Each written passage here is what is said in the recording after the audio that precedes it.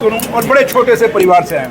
मेरे घर में मेरा छोटा बेटा वो लॉ स्टूडेंट है, लॉ पास किया हुआ है। जानते हैं आप लोग, उस बच्चे ने अगर लॉ किया, जो चीज वहाँ वो कह रहा था उसका कहने का तरीका गलत था। जब जो बच्चे जो इनकी यूनियन थी वो चीफ मिनिस्टर साहब को मिल चुकी, और वो जब बाहर आए थे, आपको याद होगा उन्होंने कहा कि हमें बहुत खुशी हुई, हमें चीफ मिनिस्टर साहब से मिलके हमें लोगों ने गुमराह, उन बच्चों ने कहा कि हमें गुमराह किया जा रहा था। सीएम साहब का एनएलयू के लिए बड़ा पॉजिटिव उनकी सोच थी और बड़ी पॉजिटिव अप्रोच थी। ये बच्चों ने, मैंने नहीं कहा, वो बच्चे जो जम्मू में एजिटेशन कर रहे थे, आपको याद है, पिछले बच्चे कन्विंस हुए, उसके बाद उन्होंने कुछ नहीं किया। ये वो नहीं था, इसने मेरे पर हमला करने की कोशिश की, क्योंकि ये स्पॉन्सर था। और वहाँ जो एसएचओ था वहाँ हीरानगर का, और जो डीएसपी है, मुझे तो उनकी कॉन्स्पिरेसी लग रही थी। और ये एक सिक्योरिटी लैब्स था, क्योंकि डिप्टी चीफ मिनिस्टर जब जम्मू कश्मीर का दौरे पे है, एक प्रोग्राम हीरानगर के उस बैंकेट हॉल में गया हुआ है, तो उनको चेक करना चाहिए था। यहाँ एक स्कैनर जो लगना चाहिए, वो स्कैनर सिक्योरिटी को लगाना चाहिए था।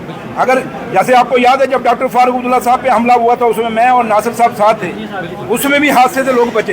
कल लगे जैसे यहाँ स्कैनर नहीं, कुछ नहीं, कोई भी अंदर कुछ भी लेके आ जाए तो हादसा हो सकता है। इसलिए यहाँ से मैंने कहा ना, स्टेट का दर्जा आप लगा लीजिए कितना जरूरी है कि जम्मू कश्मीर का डिप्टी चीफ मिनिस्टर आए हो, एक लड़का स्टेज पे चढ़ के डिप्टी चीफ मिनिस्टर से हाथापाई करने की कोशिश करे हीरानगर के अंदर। इससे बड़ा और क्या हो सकता है? ये छोटी बात नहीं है। और उसके बाद पुलिस को उस लड़के को उठा के थाने ले जाना चाहिए था, बल्कि उठाने के बाद उस लड़के को उठाया नहीं गया, बल्कि बाहर जाके उसको फिर दोबारा खड़ा कर दिया ताकि तू नारे मार।